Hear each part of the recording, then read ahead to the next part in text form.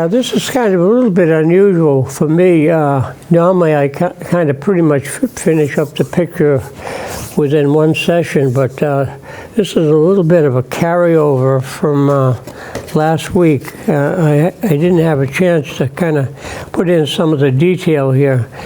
So now, welcome to Watercolor Studio 42, and like I was saying, I'm kind of finishing this up a little bit today. Then if we have a little bit of extra time, I'm just going to draw and show you how to do a fir tree, a perfect Christmas tree, so to speak. I know a lot of times we used to have a good time going out hunting for the perfect tree. You know, they'd sell them on the corner, so here and there and whatnot. Different groups would be selling Christmas trees, and then my father and I would go down, and I would usually pick out the tree that we'd like to have. And but over the years, we've been using an artificial tree that you have to put together, you know, branch by branch.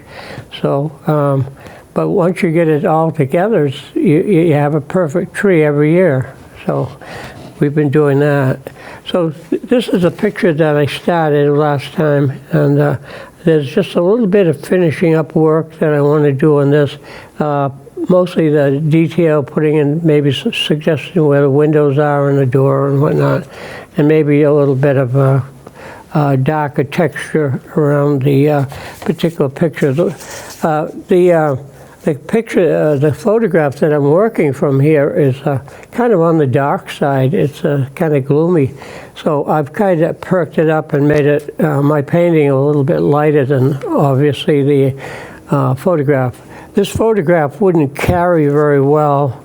Turn it around. I don't know how well you could see this, but anyways, it wouldn't carry too well in a room if you kept it just shaded. Okay, so I kind of brightened the picture up a little bit more.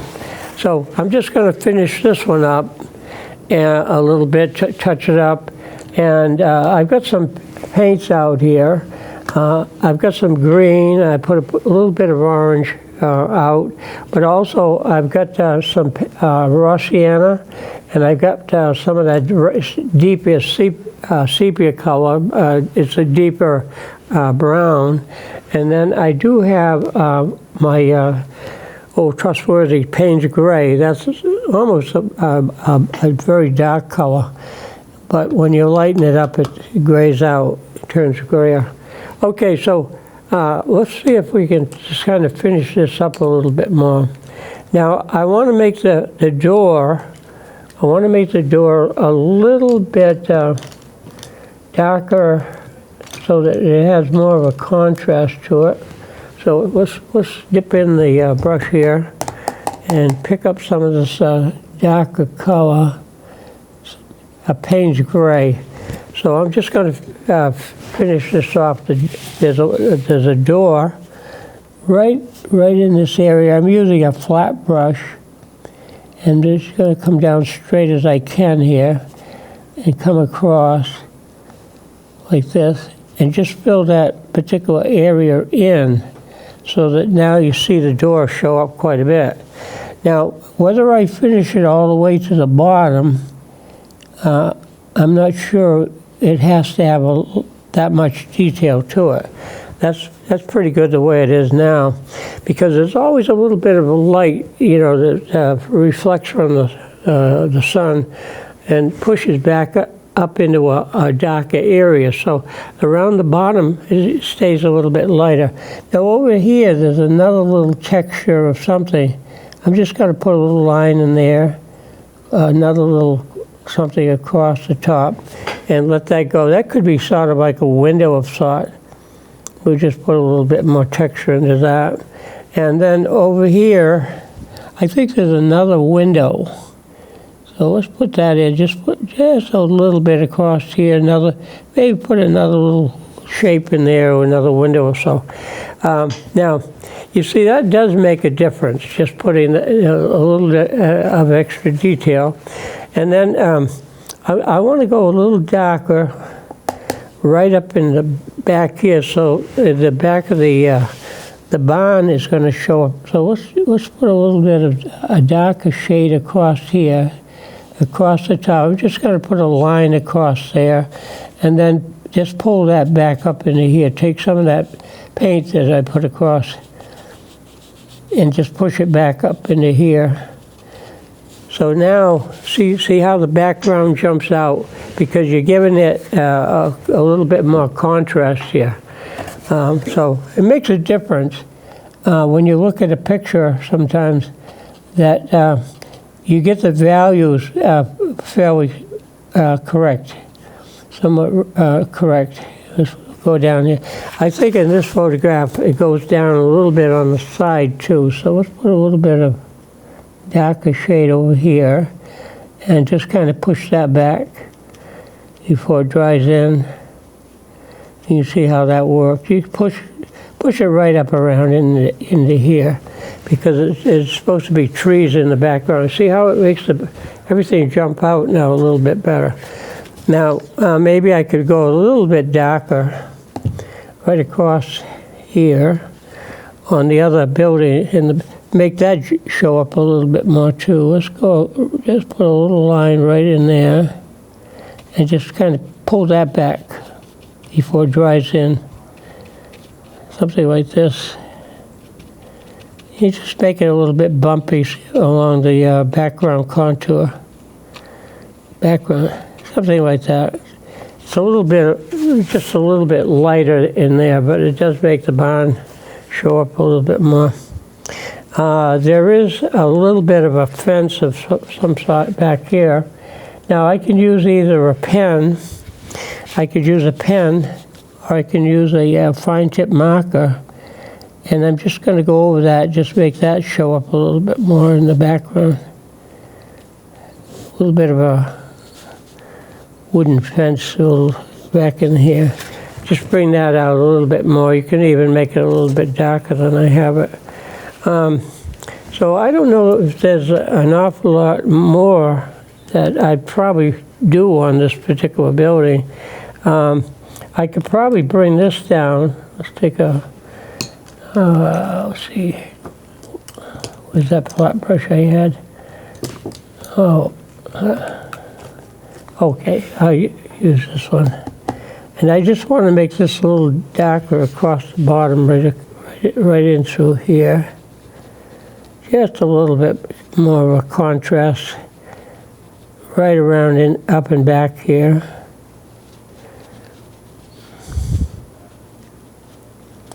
And there's a little bit more back there. And just to kind of have it fade away into there. But you can see how I'm trying to make the barn show up a little bit more, jump out a little bit more. Yeah. Now you can stipple if you want to make some texture. I sometimes take my, I have a fan brush in here somewhere, hiding. Thought I had one in there somewhere. Where it disappeared to now. You know what happens a lot of times? I take things in and out and move things around. I'm just going to use a little bit of a rigger. And what I want to do is just put a little bit more texturing up in here. And you can show some of the branches showing through here. Some of the branches kind of peekabooing out in different places. Okay, you don't have to do too much of that, but just a little bit more. All right, I think we're pretty well all set on this. I could fuss a little bit more on it, but it does help bring the picture out a little bit more. I kind of, when I was filling this in here, I probably should have kind of pushed the brush around. I can reactivate this area here, just put water on top of the paint, and that reactivates the watercolor. And you could kind of touch it up and so forth. Right through here, a little bit more. Pull that out.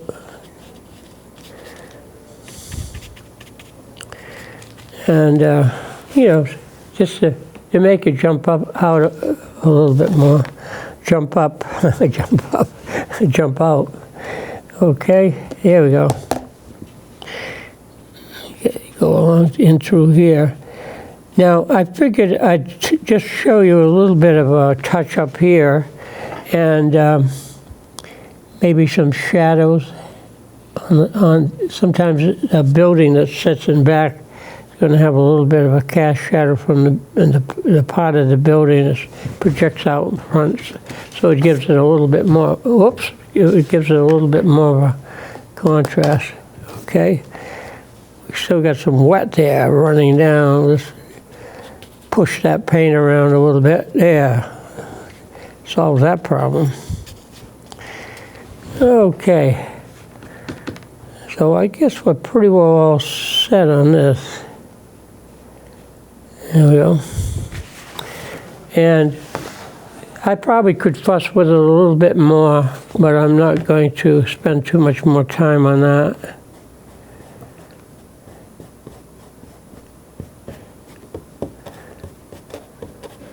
There you go. We'll put this back up in here. I just got a fingerprint on here.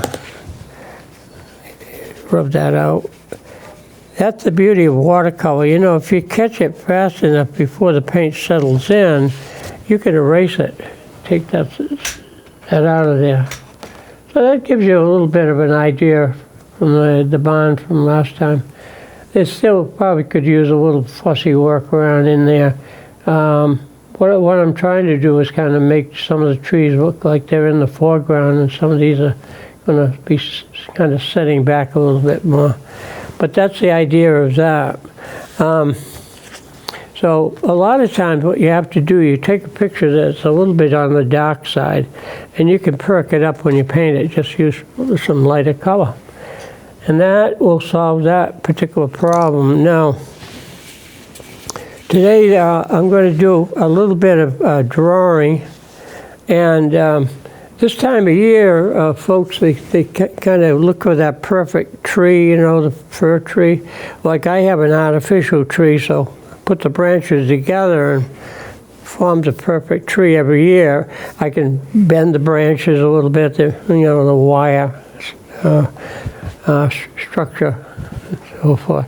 You can make it flex a little bit more with the arrangement of the branches. So every year I build a tree, put the tree together. Now, let's take a pencil. You could I start off sometimes lighter, and so that you folks can see it a little better at home, I think I'm going to go a little bit darker with the marker. Usually I probably wouldn't be apt to use a marker, but I start light with a pencil. Now basically I start with the trunk of the tree vertically, and so you can locate that a little bit off center if you want, instead of dead center. So I'm just going to put the tree a little bit, let's move it over here a little bit. And that's about the height of the tree, the length of the vertical line, and we'll build a tree off of that. I got the line kind of a little bit crooked. That's one thing when you set a tree up. You have the stand that you put it into a lot of times, and you got to get it set in there straight. Otherwise, the tree's going to be the leaning tree of whatever, you know. So you have to make sure it's got to stand up a little bit straight. And then when you do the branches, basically the tree is like a triangle. So I put some lines going like this. Looks like an arrow, and just put some lines down here, and I sketch it very, very light. Now I'm going to go over this a little bit darker with a pen, and normally I wouldn't do that, but I want this to show up a little bit more at home. So you start with the vertical, somewhat straight as you can here, and this is going to be more or less the height of the tree, and then Then you put in the sideline. Now, this mark is kind of thin, so it doesn't show up as well. Let's use something a little bit wider. We'll use this. This will show up quite a bit at home better. So here's a vertical. This goes up in through here. And then you've got the other lines that run a little bit diagonal.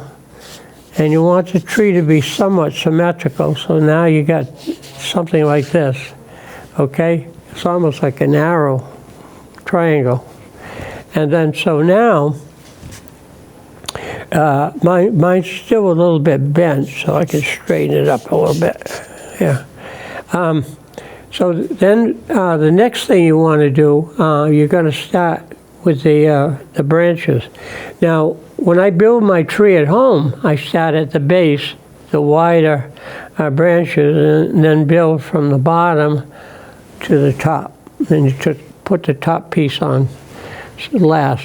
So what happens here is the branches that are going to be on the bottom, they're the widest length. So let's put something going out here. And they sort of bend because of the weight. So they're going to go this way. And then you got the next row.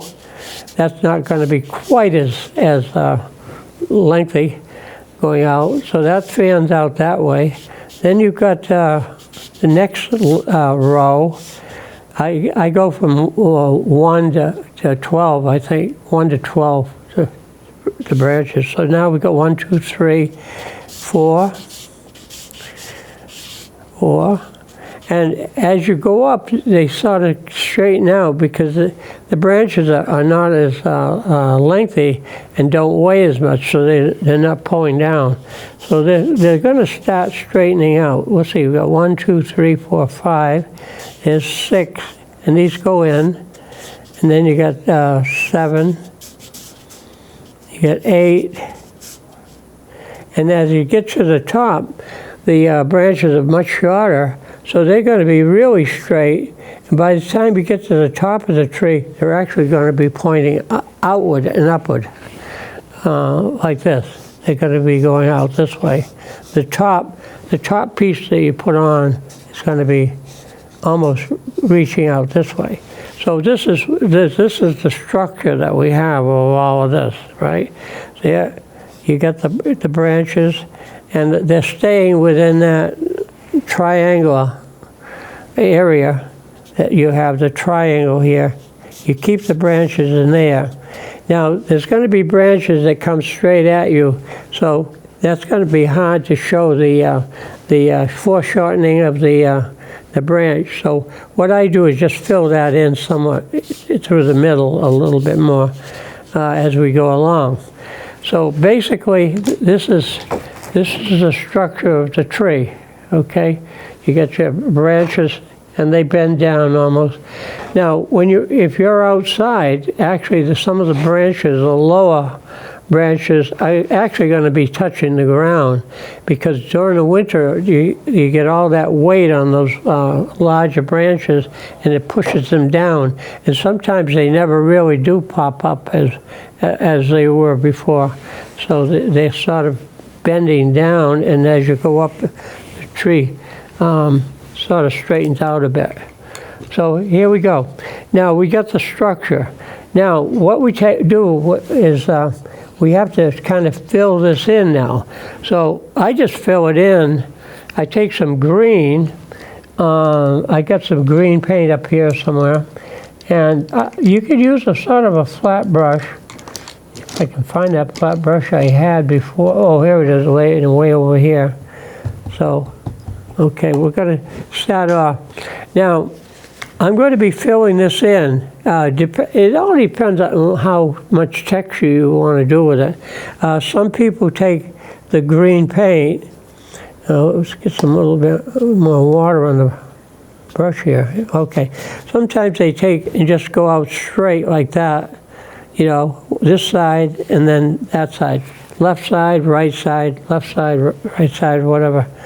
And but what I do myself, the branches have sort of a little sprouty thing. So when I fill it in, I'm going like this, and I go a little bit this way and a little bit out this way.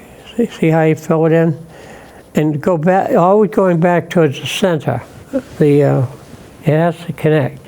Okay, so I'm going to start at the bottom. This is how I build a tree at home. And I'm quite sure some of you still have that type of wire tree that you build. Now they have some with the hinges, just tip the tree upside down and the branches come down because they're all hinges towards the center. But this can be just sort of roughly put in. Doesn't have to be perfect on symmetrical or anything like that. And so you put the first row in, then you take the next row and you stick this into the center. It has little cups that hold it in. These are all wire now. And this one goes in, and then you insert the other one. Everything goes towards the middle, and this one goes in. This is how I got to do trees, by actually building it every year, putting the branches in. So I figured, well, if I paint it in this way, it's going to look pretty good. I mean, it's going to be pretty much to how the trees go. Now that center one, that can just be a little bit of a filler that you put in towards the middle.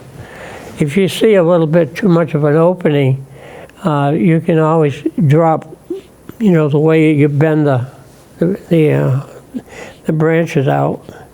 You can always do something else with them. Have it go to a point if you want on the end. But this is how I'm filling it in.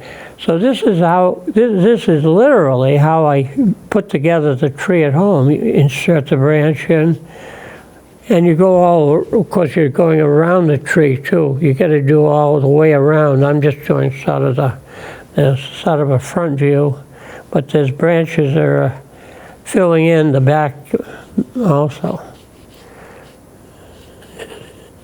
Okay. I'm just showing you what's noticeable up front. Now, a lot of times if you're doing a tree, even an outside tree, you leave some of that white in there so that it looks like there's snow in the branches. So you can leave some of that white in there. Okay, let's do the next row. Don't go too far outside of that diagonal triangular area. And then the next one, don't have to go so far. Everything gets shorter as you go, filling that in. But you get the idea of how to build a tree, basically, from scratch here. Somewhat from scratch, huh? Okay. Now, if anything looks a little bit out of whack, that's not a big deal, because it's probably another branches that would be in the background anyways, that would come show in the front. But see how you're building that tree automatically. You got yourself a pretty good tree here. Almost a perfect tree. Okay, now we're getting up towards the top. Everything's going to flatten out more than it was at the base, because the base would have more weight on it, just being larger to begin with. Okay, we're coming up near the top. Now they're starting to sprout out this way from the top. You're really straightening out. And then by the time you get to the tippity top, you got a little bit of a stub that you put at home. That's where we put the angel. Some people put the star at the top. We happen to have an angel that has little lights, and pretty fancy now. Years ago we just used to put a star on the top. Just insert the star shape on top. But now, of course, they have the angel that you can put up there.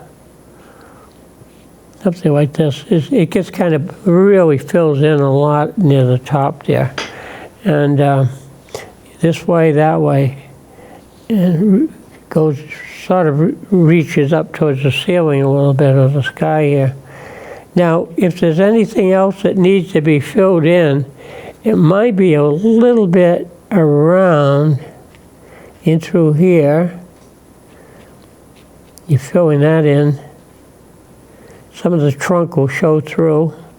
And that has, you have some little prickly, little sprouty things sticking out around that.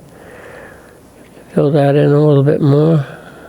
Whatever, you fill that in as much as you want. I don't fill it in really solid. And if there's anything that needs straightening up, you can kind of push and pull that out a little bit more. But see how you're getting that perfect tree? Almost a perfect tree if you just structure it. Get the branches coming out in the right position and length. Stay within that triangle. Stay within the triangle. And you can make yourself a nice little Christmas tree. Now, if you went to pick out a tree, you'd have probably the perfect tree, really. And it's just a matter of the ornaments, how you put the ornaments on.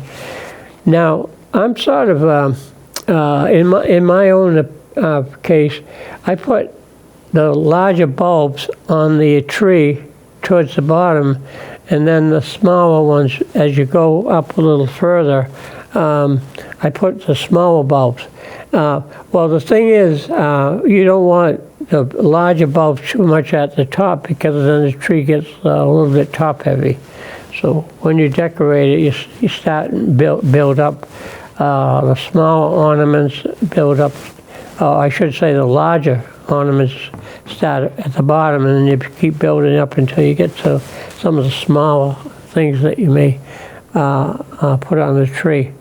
We put all sorts of little things. We got angels, Santa Clauses, and all that type of whatever you can buy, I guess, to decorate the tree with. Now, if this is going to be outside, then you can just take take some of the white paint, and if you want to change anything a little bit, I use acrylic. I use the white acrylic, titanium, and titanium, whatever it is, and I use that white because it's more opaque. And if you want to hide anything, like if you have like pencil marks or something, we can just take a brush like this. Oh, I've already got some white on the palette. Let's use that. But if you use cerulean, it's usually it's more of an opaque, and it will hide some of the pencil marks that you may want to cover up.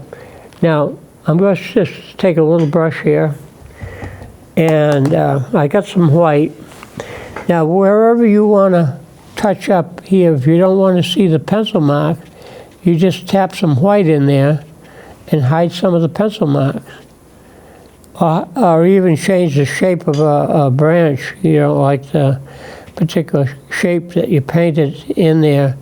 You could just hide it. But what I'm doing here primarily is just hiding some of those sketchy marks that I made with a pen or pencil. And you see how that, you see you're just covering up some of those areas. Now, if you don't like that little shape out there, you reshape it, just hide it with some paint in there. But what I'm doing is taking out some of those pencil marks or a pen, take some of those out of there, what you don't want in there, hide some of that, and course, sometimes when you put the wiring on, you know, the lights on the tree, you have a lot of wires. And of course, I usually buy the wires that are green so that they blend in. Some people like the white wire too. They use that as part of the decoration, I guess, for the tree. But I usually like not to notice the wires as much. So I can hide things easier with a paintbrush. All I have to do is touch up all these little pencil marks, take them out of there. And if you got something going in the wrong place, you want to leave it out. Now, if you're going to do an outside tree and you want to have snow on it, this is a good way to put snow back in. But what I usually do is just paint little layers of paint on the top of the branch, not painting around it or anything, just across the top, like you put frosting on the cupcake type of thing. Okay? Okay.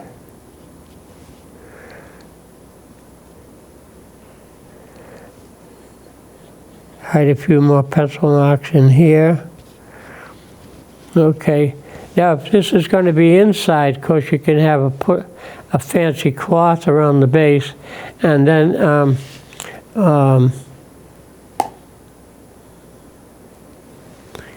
you don't have to put anything else other than that. Just hiding some more of these pencil marks, or pen, whatever you use to sketch it out with. Okay. Now, this looks kind of funny here. So what I would do is take some of my green and just fill that in across the bottom. Just take some of this, clean that out.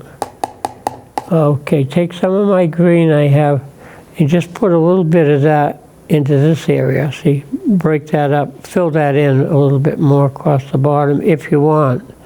You don't have to do that if you don't want to, because some people, when they have the tree indoors, they put like a little skirt around it, and so that's what you can do. If it's outside, you can just put some shadow across the ground or snow or whatever, if it's a tree that's going to be outside. A lot of people decorate around. They outline the house with Christmas lights and so forth. If you want to change that shape, see how you can just put a little bit of white on, put a little bit of white in there to cover certain parts, hide the pencil marks. Where you don't want to see the pencil, you just dab it. There you go. Now, if I get a little bit carried away here, I want to put some more green back in. I just take my paint brush, take any old brush, and fill that in there. Go back and put some green back in there. See where I kind of hid a lot of it. Well, let's put some more, put the green back in there. See, you could touch that up if you want. Just fill it in a little bit more. If you get carried away with the white paint, you can just fill that in again. You know, have it go out. Doesn't want to work. Yeah, put more paint and water on the brush, I guess. I just have that go out a little bit more. Lift up on it. Fill it in. Whatever you want to touch up, you can do that. Now outside, usually when you put lights on, it's just the lights that you have to consider. If you're going to do it inside, you got to have the lights and the ornaments and so forth. And it's just a nice distribution of different sizes, different colors, whatever you want to do. Now, over the years, we've always used just white bulbs. But I can remember growing up, we used to have the tree with all the multicolored lights, you know, on the tree. So you can do it either way. But in recent years, people have more or less just used the white, clear bulbs on the tree. And that's what we have. That's what we've been doing. You don't have to worry about how many blues, how many yellows, bulbs, whatever. It's all white, just white. Okay? So that's it. Now, like I said, if it's going to be indoors, a lot of times you can take take a white skirt. Let's see, what do I got here? Oh, okay, well, I just use a dark.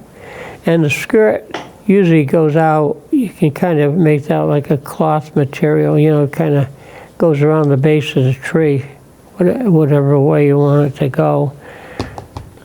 We'll put some shadows into that, pull some shadows up into that. There you go, take some of that edge off. And you can just put a little skirt around the base of the tree if it's going to be inside. Well, usually you wouldn't do this outside, but you sort of a skirt around it and whatnot. Now, as far as, like I was saying, as far as lights go, we usually, well, in my case, I usually start at the top. I've got the angel up here, you know, put that on, and then I spiral around and come down. It's better if you have two people working on it, because you have one person that's actually holding it, and then the other person has the other bundle of the lights. They're sort of making sure it doesn't get tangled up in the branches, and sort of letting out the wire as a circle around the tree. So what we usually do is just spiral right down on your tree when you're decorating. Now, in my house, I have a multi-carpeted floor, but if some people just have a regular covered carpet. And so we could show a little bit of the carpet out here. Let's make it a bluer color. My hallway has blue carpeting, so we just put a little bit of blue just around the base here. Whoops! Get some of this color here. Yeah, just put some blue around it. Something like that.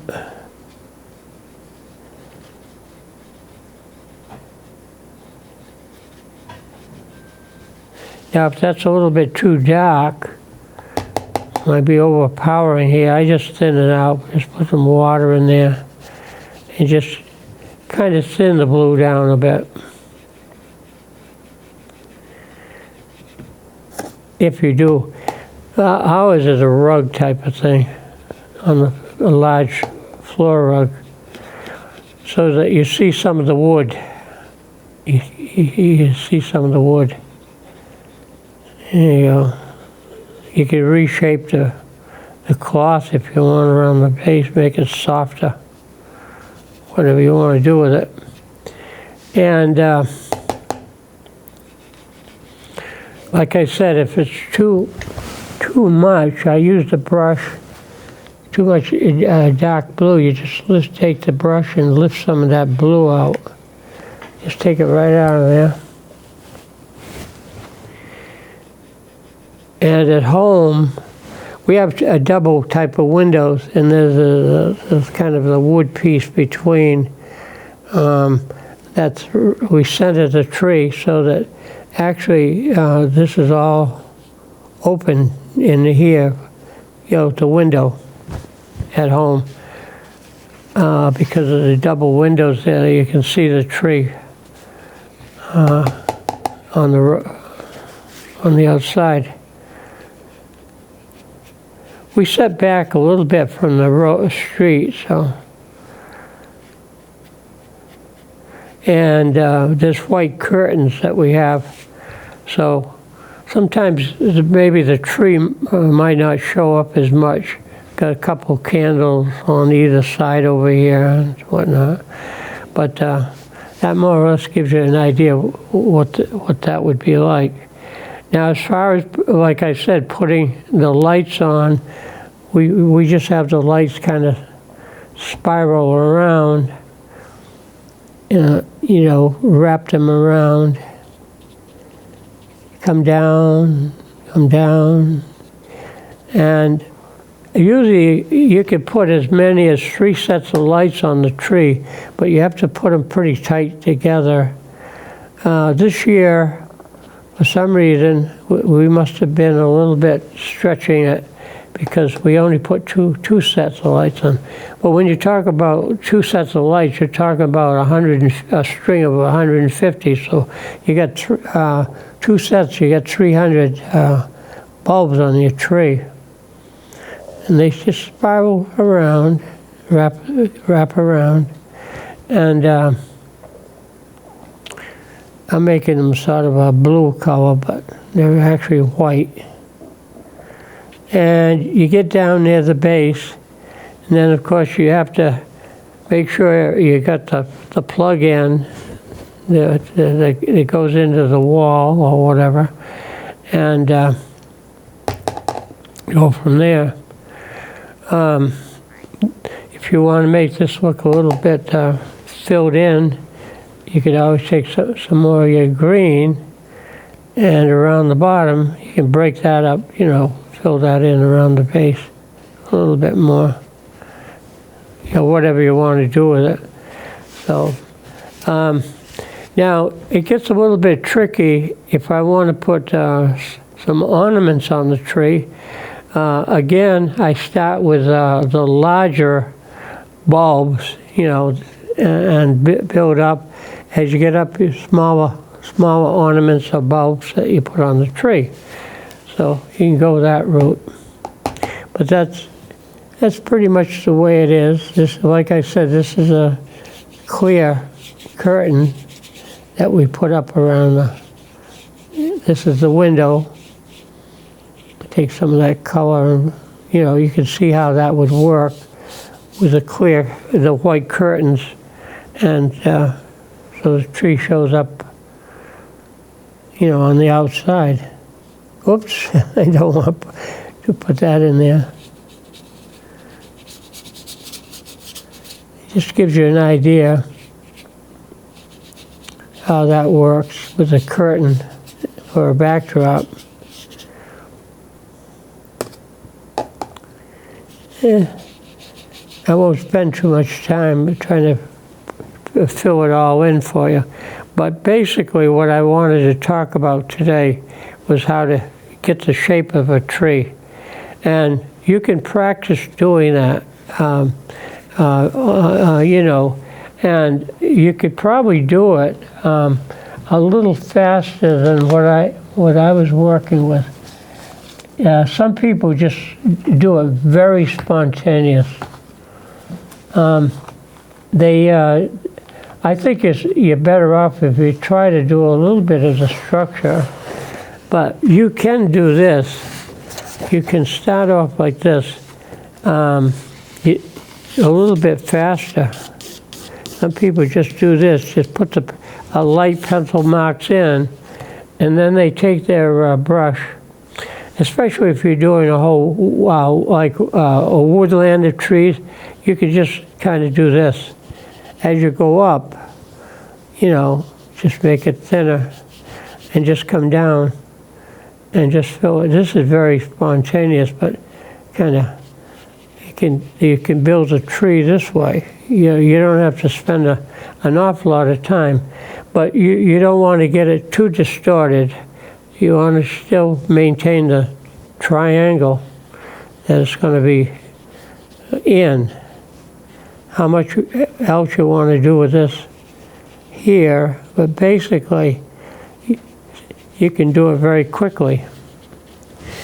You can fill it in. And then if you got trees, let's say if you're outside in the woods, you can do trees very quickly. Just put a whole forest of trees in there. You get pretty good at it after a while. You do quite a lot of trees, like a tree farm. They grow the trees and you can go out. I guess some people do that. They go out and pick the tree they want, and whether they cut it down or have the owners do it, you know. You have trees all over the place. But it just takes a little bit of practice, whatever you want to do with it.